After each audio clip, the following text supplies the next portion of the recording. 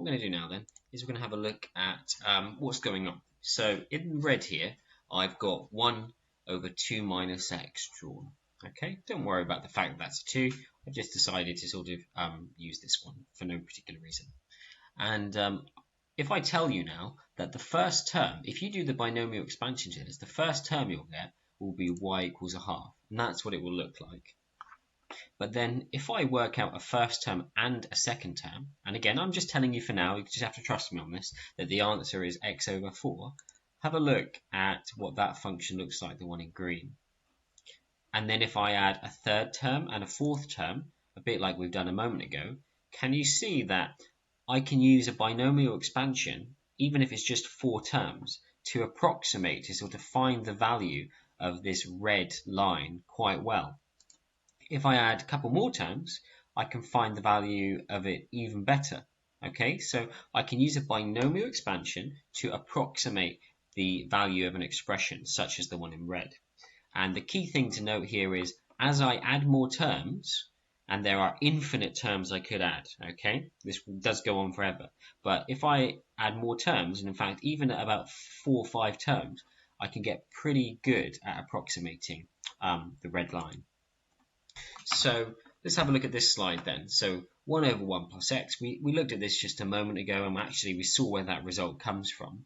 So if x equals 0.01, so in other words, if you think about it like on a graph like this, if I have a very small value, how accurate is the expansion, the bit on the right-hand side, at finding the value of the bit on the left-hand side?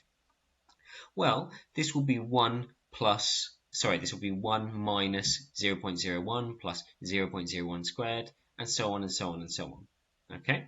And if I compare it to the actual answer that I would get on a calculator, it will be very, very close. Okay? So when I use small values of x, okay, or at least values less than a certain amount that we'll see in a moment, the approximation works quite well.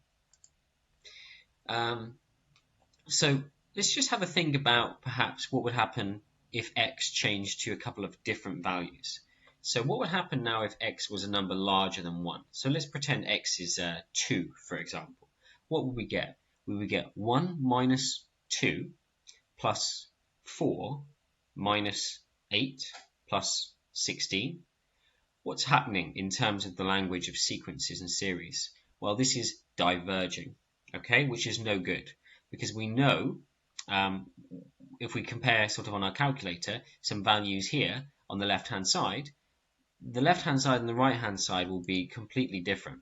Okay, so in other words, this diverges. So there's some limit we can place on when we can use this, and we can say that it does not work if x is larger than 1. If x is some small number like 0.01, as we just saw, as we multiply it by as we apply a larger power, so imagine 0.5, 1 minus 0.5 plus 0.25 minus 0.125. If we have a value for x between 0 and 1, this has sort of a smaller and smaller effect after each term, because multiplying by a decimal is going to reduce this number, isn't it? So this converges, it's stable. This is good. Similarly, if we do it with a negative as well, as long as it's in that small window, it converges. So small values between 1 and minus 1 seem to work quite well.